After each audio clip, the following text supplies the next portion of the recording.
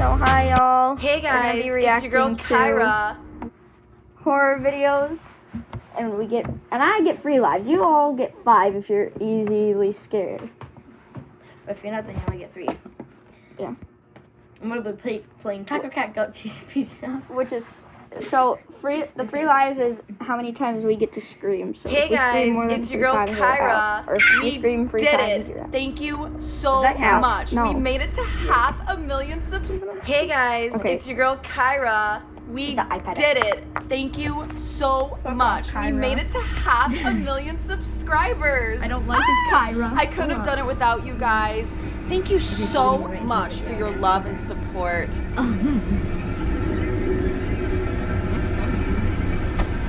Hey! Let go of me! Bro didn't even try fighting back. Hey, let go of me. That was so good.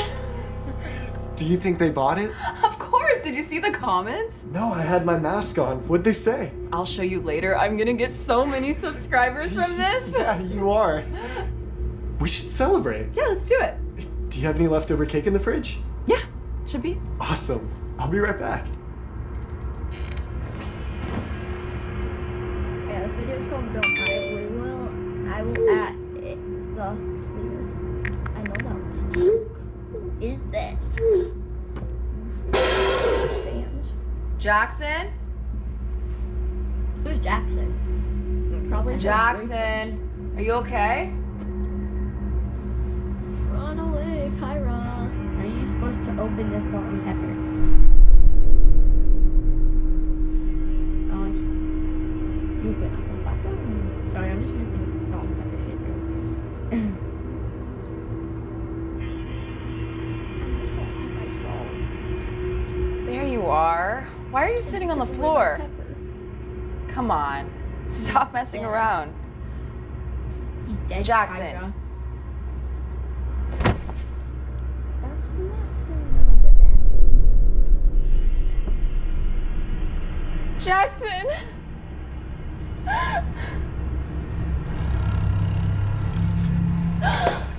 Who are you? How did you get in here? Get away from me! Get away from me! Why are you doing this? Like I said, shouldn't lie to your fans.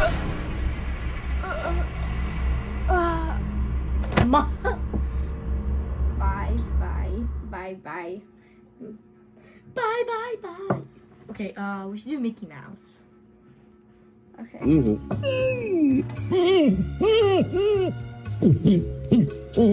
This is my favorite ad.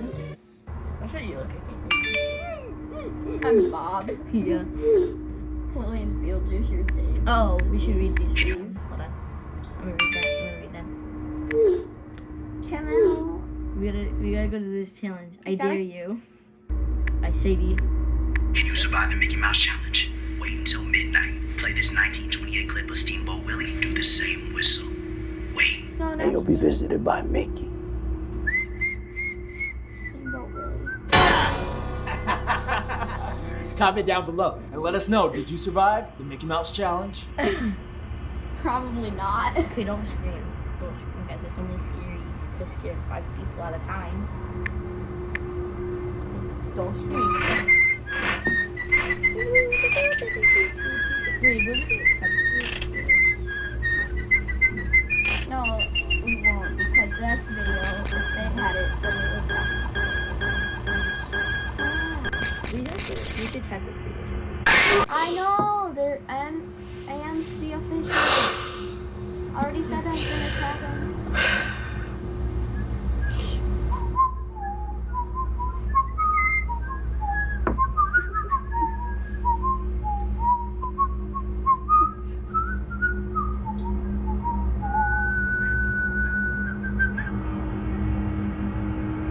It's the Mickey Mouse Clubhouse. I'm inside. It's Can you fun hold inside. yourself? Cat. I survived the Mickey Mouse Challenge. You survived when Mickey Mouse is literally probably right behind you.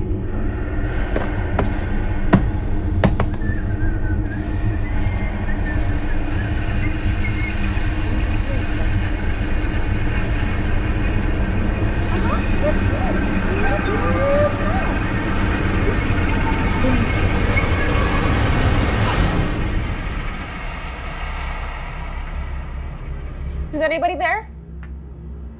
Yes, it's me.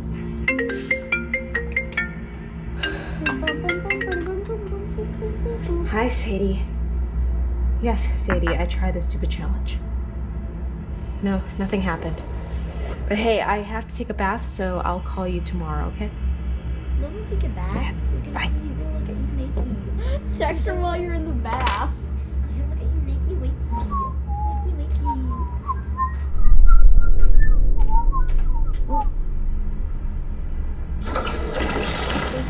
Wakey now. I want to see her, Nikki. Wait. Oh, I thought this Weird were her things have happened teeth. since I did the challenge. Call me. Uh-oh, she's running. She's not drowning. I thought those were her teeth, but they were her hair pops.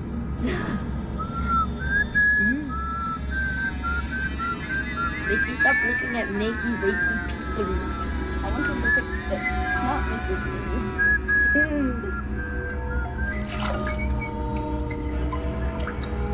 The bubbles Oh out no! here. No! She's gonna do the room. No,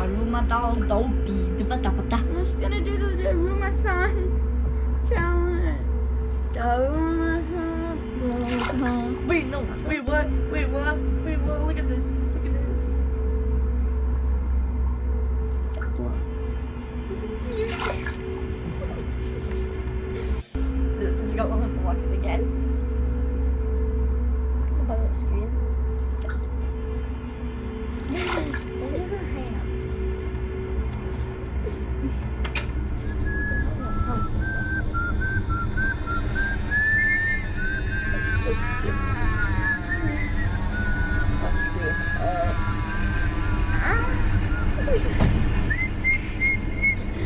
We're the people that can make something scary less scary. Unless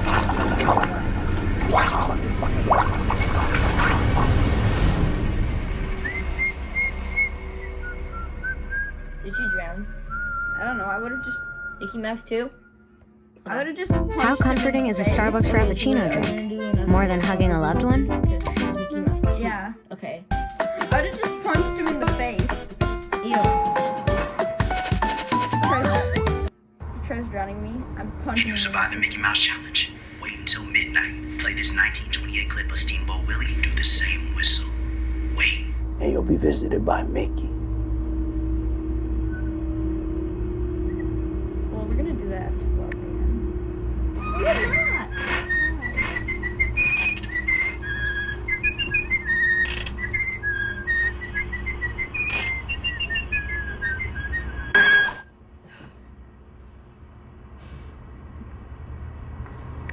Little child. It's midnight. I'm about to do the Mickey Mouse Challenge. Hopefully Mickey won't come and get me. I hope he does.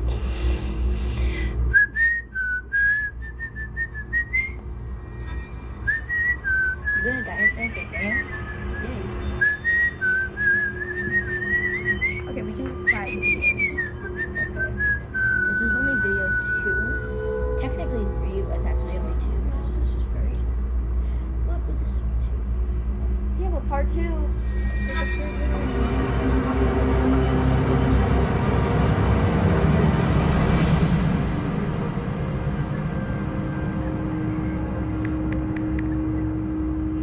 Steamboat Willie.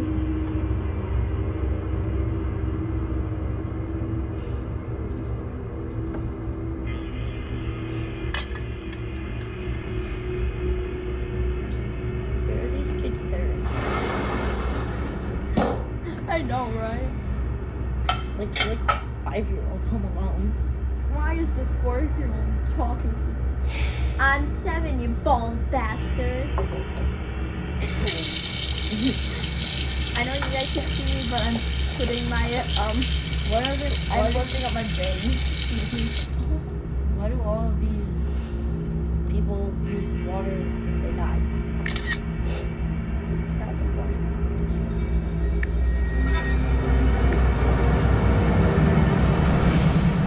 I'm gonna start kicking the air.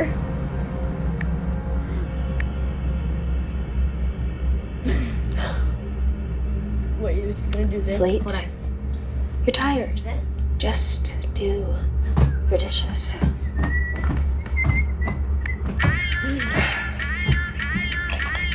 I feel really low each time she's washing the dishes. Aya, oh, what?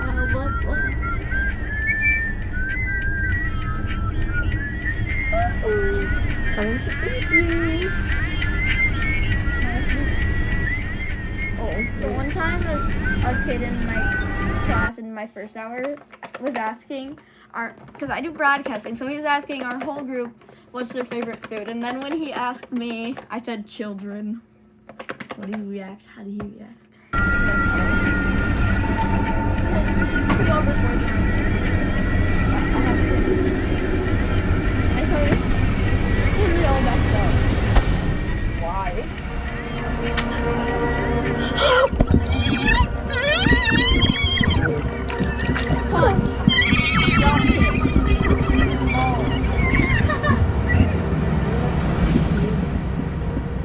She would actually die for being non-consistent. I don't think the bigger than yours. Okay. Okay, so Mickey Mouse 3. No, never. No, lady. Okay, now.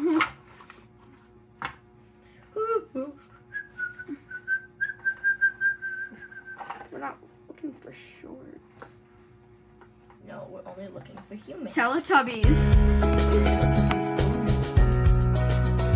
I'm okay with this. I don't care for.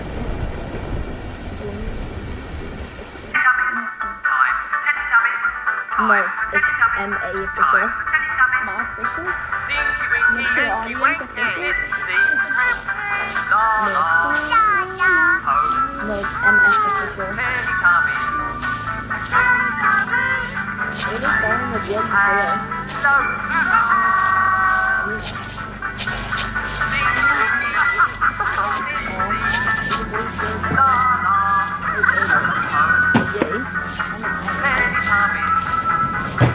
Why is it always named watching Taylor? She's like 50 You know when you fall asleep watching YouTube? Yeah. And then when you wake up, there'll be a random ass video thing. Yeah. That's it.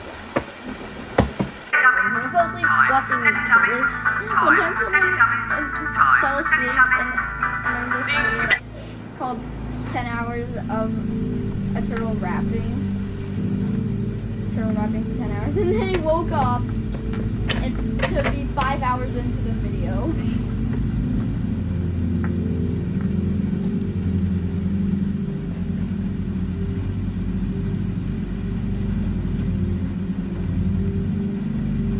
I think we will die. Yay, the Teletubbies! Where? I'm turning out to read the Teletubbies.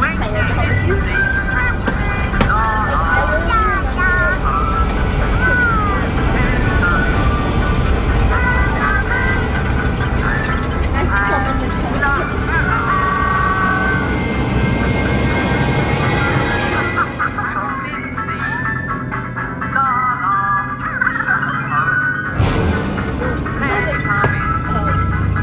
We're talking Teletubbies, Tinky Winky, Dipsy, la la.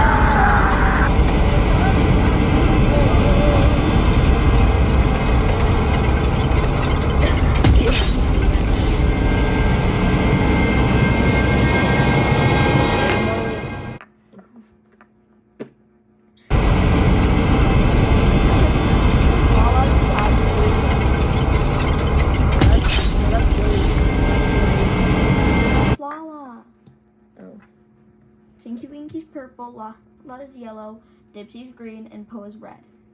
Now we need one more. Stop. We should watch like a longer one to end the video. Yeah. I don't want to watch the skies. Okay. Let's see. No, we don't want to watch one by them right now. E. Oh, let's watch some from that one guy. He has like the pumpkin for his profile. Okay. Let's see if we can find them. Animated horror. Yeah, that's what it's called. No, that's not what it's called. Well, that's what. No, that's not what. Why don't you see his channel name? Animated horror. No, it's not MJHB Animations. Where is it? It's not IMR, though we do watch IMR a lot. Yeah. Sometimes we watch Martin a lot. Oh, Horror Shorts Party. Yeah, that's what it was. Okay, I've seen that one. So that's like an hour long too. Yeah, we're not ending the video on it. So, Horror Shorts Party. Who? I know how to spell. You don't slay. Horror Shorts Party. No, I told you I'm not a pick-me. We're watching these. And why is the Cheeto Man at Taco Bell? Free to iPhone horror shorts. Okay, Jeff. That's Jeff the killer. No, that's Jeff the murderer. What was the disclaimer? Yeah, you'll need to see the disclaimer. We'll pause it for like 20 seconds. Pause to read. Disclaimer, do not react/dub my videos without. Frick, we can't do that without email permission. Oh. So we'll just react to IMRs. Dang. Okay.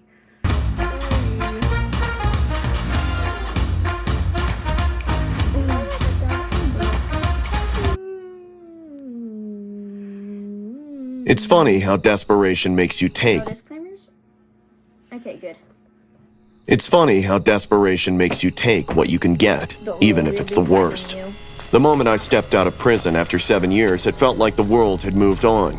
Not that I could blame anyone. My identity was stained, associated with theft, vandalism, and crime. The only luxury I was left was my old jalopy and sausage sandwiches. So when I found the ad for a job as a housekeeper in Caroline's villa, I didn't think twice. No more sleazy part-time jobs at Hooters. No more drunken creeps treating me like crap. I just wanted something to keep me off the streets. The interview was unsettling. Caroline, the lady of the house, was a 75-year-old widow. From the second I saw her, something felt wrong. Her smile stretched too far, like it didn't belong on her face. Her eyes darted around, wild and jittery. Then, without warning, she let out this soft, eerie giggle that sent a chill down my spine. I caught her lips moving, whispering to herself, too quiet to make out. My gut screamed at me to leave, but I needed this job. There's not much to do. Just clean and help look after my son Judas. She said, her eyes widening. He's been resting. My daughter Dahlia likes to keep to herself. Caroline's laugh filled the room, a high-pitched, eerie sound that made my skin crawl. Dahlia's a good girl. Quiet, though. She doesn't talk much, just stares. Despite the weird vibes, I took the job. What else was I gonna do? Sleep in my car forever? I packed up my few belongings and moved in the next morning. The house was huge. Real quick. Fine. So there's these kids at my school, and so there's like this little weird thing. Oh yeah, 3 kids dating in her group. I mean, not her group. In her grade, there's a kid named Titan. His last name is King. And I want to go find a bunch of kids that are playing not Demon Slayer, that are playing Attack on Titan, and say I know where the Titan King is, and bring them to him. And have I bring out my popcorn that I magically made appear, and watch what's about to go down. But I'm not gonna point names or anything. Yeah, sorry, Jeremy. Sorry, Leo. Stop. But there's these like 3. So there's these 3 kids in my grade. But I want to know their names. So, like one of them is cheating on somebody, but the other one's okay with it. And so, at recess, they're having a like playground date. What? What do you do on a playground date? Just stare at each other like this? I want to know their names. Wait, hold on. I'll tell you.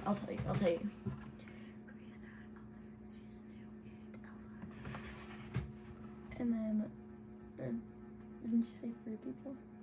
Yeah, so.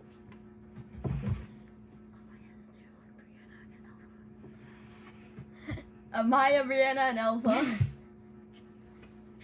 You're gonna get people in my grade hating on me. They don't even watch my videos. How do you know? Not in the grand, cozy way you'd They don't even know expect. who I am. No, it was dark and musty, and every corner doesn't felt like watch my somebody's gonna videos. jump out They at don't you. know I have an account. Caroline showed me to my attic room. You'll start tomorrow. Caroline, and every We all corner start felt like tomorrow. somebody's gonna jump out at you.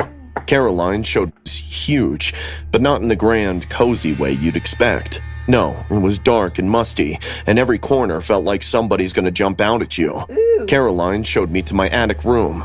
You'll start tomorrow. One time I told an actually very scary story that it scared my little cousin that she was gonna have so many nightmares. Talking about my cousin Elia. Yeah, sweet.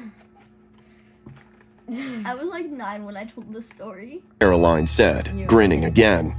There's only one rule. Never step outside your room past midnight. The attic door slammed shut behind her, and I was alone with my thoughts and a mess outside. The world stuck with me as I lay down. I didn't sleep well. The sound of wind scraping against the old windows, mixed with the faint hum of whispers from below, kept me on edge. By morning, I was already regretting my decision.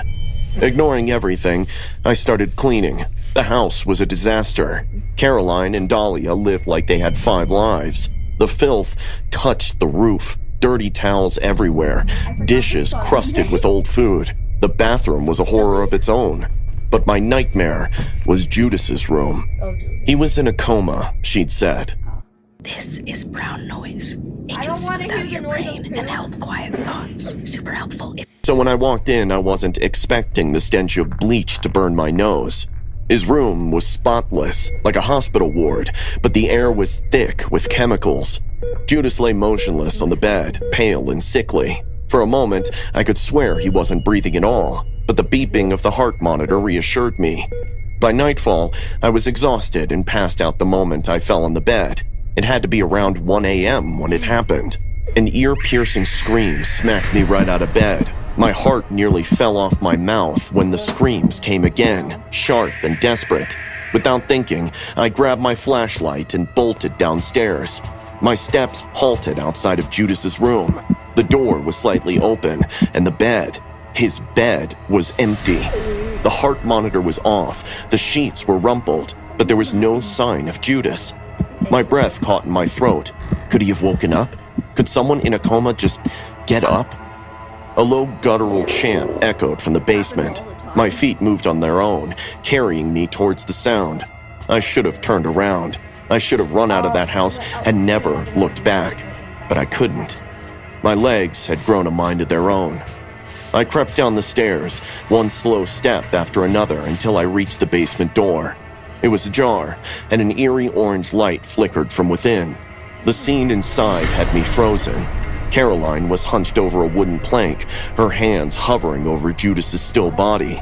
The guy Okay. Oh, hold on.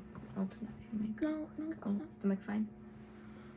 Okay. hold on, y'all. What's all these hoodies and jackets? What is all this? One of the hoodies is mine, and then I have my camera right there. Come on, your shoes. Don't go here. Your backpack.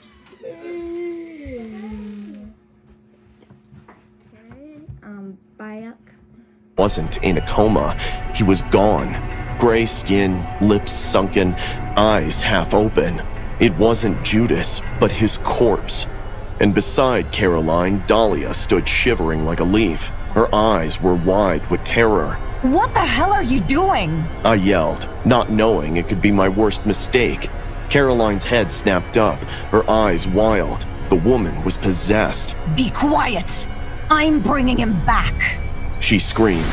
Next, I was flung backward, crashing into a shelf as Caroline wrapped her claws around my neck. White spots danced in my vision, but just before a complete blackout could take over, Dahlia somehow swung a heavy candlestick square at her mother. Caroline collapsed, unconscious. Dahlia dropped to her knees, sobbing uncontrollably. I tried to stop her. She whispered, her voice trembling. Judas died 5 days ago. He fell down the stairs. Mama, she wouldn't accept it. She said the practice could bring him back. The bile rose in my throat as the realization hit hard. The smell, the bleach, the chemicals, it all made sense now. Caroline had been clinging to her son. We immediately rang the cops, but I was already gone before they arrived. I didn't wait for explanations, didn't want to hear them. As I drove away, my eyes glued to the rearview mirror. I half expected to see Caroline's deranged face grinning back at me, but there was only darkness. I could be free from that house, but I would never be free of its dreadful memory. You didn't bring the girl with you? You've been wanting to change the way you eat, but all those fancy diets make deciding what to eat way... How old is she again? I was thrilled to start my new job at Whitlock & Associates, a quaint accounting firm nestled in an old brick building downtown. The office had a vintage charm. My desk was by one of those grand windows, and directly across from me sat a woman with long, dark hair that cascaded over her face. She glanced up briefly as I settled in, offering a slight nod before returning to her work. I smiled. Hi, I'm Emma. Nice to meet you. She didn't respond, her pen moving furiously over a notepad. The scratching sound was relentless, almost aggressive. I shrugged it off, assuming she was engrossed in something important. As the morning wore on, I couldn't help but notice her intense focus. Pages filled up rapidly, each one covered in what looked like haphazard scribbles. Curiosity gnawed at me.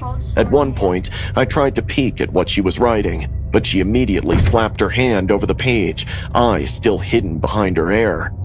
During lunch break, I joined a few colleagues in the break room and caught a smoke with Lily.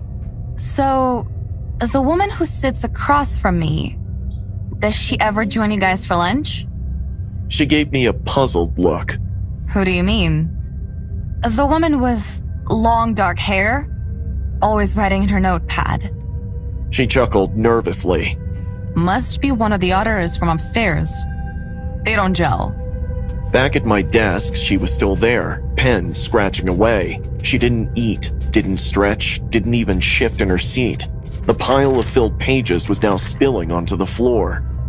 You know, it's okay to take a break sometimes. Silence. I returned to my work, but the incessant scratching was maddening. I slipped on my headphones to drown it out. Later, needing a respite, I decided to get some coffee. As I stood up, I glanced at her. She was perfectly still, except for her hand. The way she wrote was almost mechanical, repetitive. In the hallway, I bumped into Mark, one of the IT guys. Hey, do you know if there's a problem with the heating? It's freezing by my desk. Mark raised an eyebrow. Haven't heard any complaints. I'll check the thermostat. Back at my desk, the temperature seemed to have dropped even more. I rubbed my hands together, glancing at the thermostat on the wall. It read a normal 72 degrees. The afternoon sun cast reflections on the window behind my colleague. I noticed something odd. Her reflection didn't match her movements. While she wrote feverishly, a reflection sat eerily still, head slowly turning to face me. My breath caught in my throat. I blinked hard. When I looked again, her reflection matched her actions. As the day neared its end, most of the office began to pack up. Hey, we're all heading out soon. Do you need any help with anything?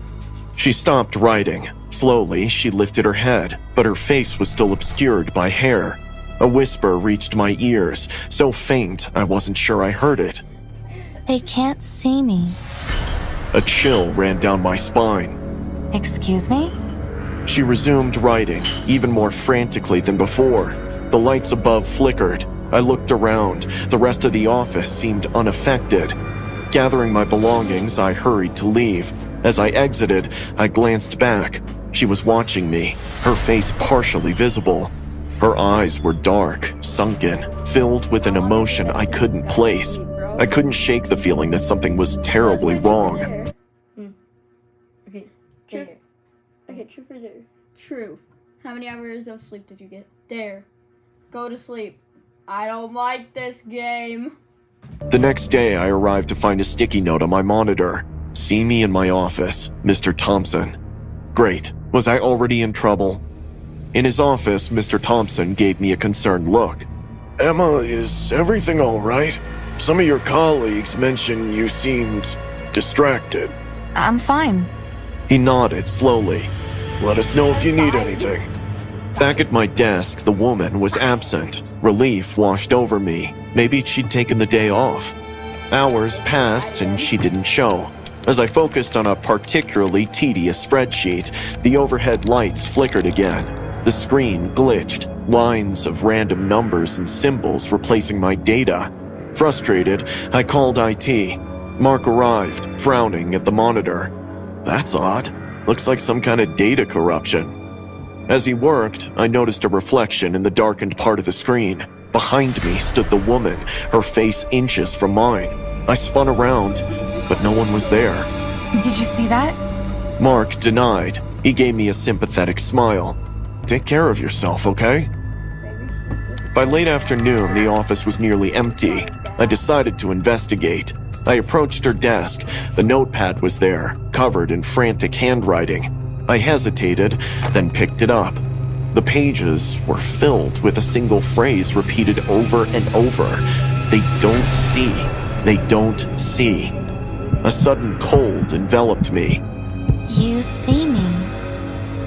I whipped around. She stood directly in front of me, hair no longer hiding her face.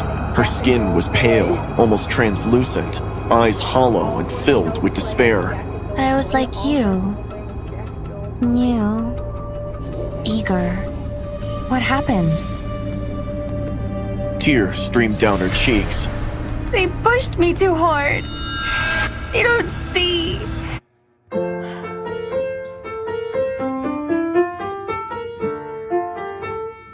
They don't see. The room darkened. The office lights burst, plunging the room into darkness. I stumbled back, tripping over a chair. When I looked up, she was gone. Emergency lights flickered on. I couldn't move. Days later, after taking time off, I returned to collect my things. I couldn't stay there. As I packed up, I found a small envelope on my desk. Inside was a faded photograph of the woman, smiling, surrounded by people at an office party. On the back, a name was scrawled, Helen Brooks. I approached Mr. Thompson. Mr. Thompson, what happened to Helen Brooks? He stiffened, eyes narrowing. Where did you hear that name? I showed him the photo. He sighed heavily.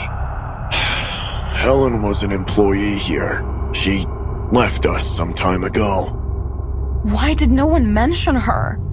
She jumped from the window where you sit after she was denied a deserved promotion. Different manager then. She kept saying they don't see me.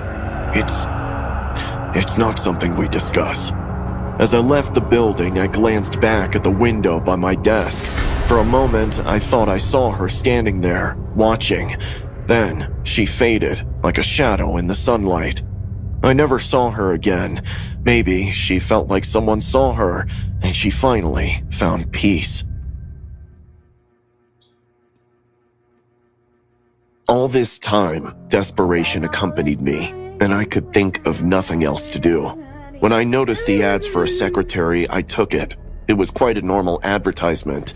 An elderly woman required a secretary to answer on many kinds of tasks sounding simple, which at that point I took my life for all that simpler. Mrs. Thorne, the elderly lady, replied promptly to my application and asked me to come over to her place for my first day at work. Her address led me to an old sprawling house on the outskirts of town.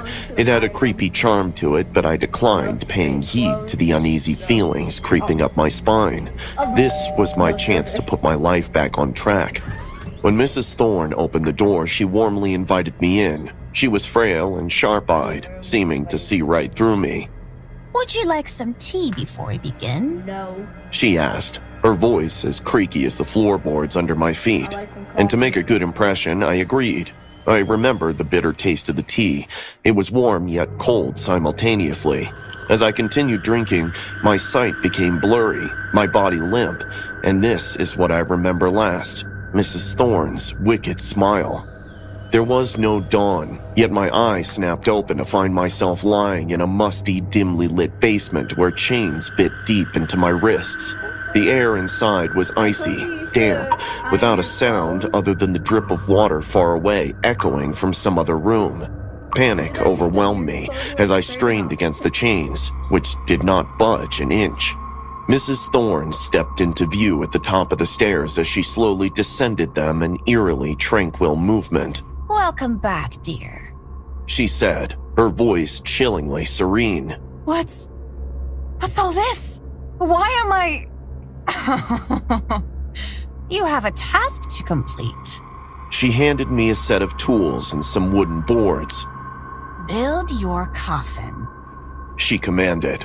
My eyes snapped open in horror. I shrieked for help. Are you insane? Let me go, right now! But Mrs. Thorne only laughed. See that on your leg? Then pointed to my ankle. An odd device, a bangle-like thing, was attached to my right ankle. I watched Mrs. Thorne taking out a small remote, then pressing a red button on it. Electricity surged through my body. I convulsed and barely could keep myself from crying out. Now, are you going to do as I say? She asked, her eyes glinting with malevolent glee. I nodded, shuddering in agony. I began hammering the coffin together as my brain twisted and contorted for an escape. As Mrs. Thorne spoke sick fantasies to me while laboring, I found out she wanted to have buried a person alive and then all her life listened to the screams. Her voice dripped with sadistic pleasure, and I knew I wasn't her first victim, but I vowed to be the last.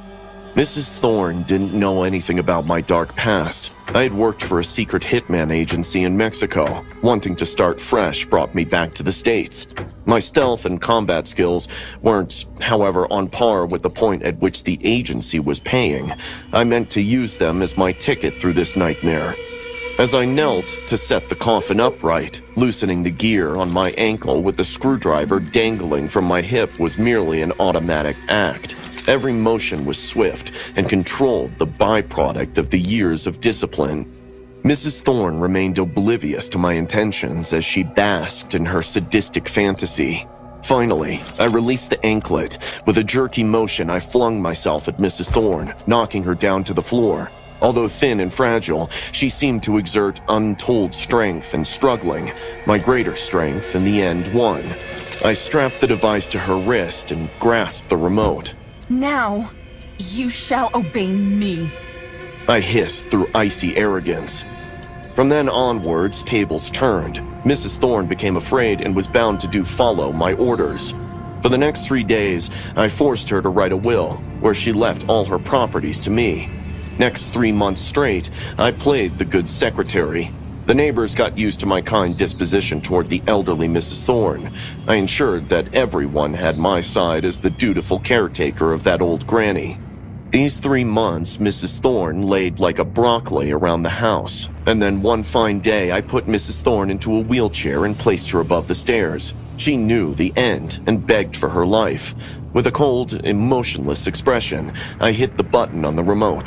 Mrs. Thorne convulsed in anguish as her convulsive movements rolled the wheelchair over. She fell down the stairs, her neck snapping with a grotesque crack. The death was ruled an accident. That was when the lawyer finally called me and told me that Mrs. Thorne had willed everything to me. I pretended to cry and told him how sorry I was and that she was close to me. I demanded some kind of memorial and funeral should be done to pay respects to the dead owner. During the funeral, I made Mrs. Thorne lie in that coffin which I had built under compulsion. As the coffin was lowered into the grave, I sat there and looked at it. My face was unreadable since I had survived and had ensured the future generations would not have to pass through what I did. But for sure, the darkness of my past and what I went through will forever be seen as marks against my soul. Okay, well, that's the end of the video, so bye. Realized that they just told the story and now they might go to jail if they find out who it was. Bye bye.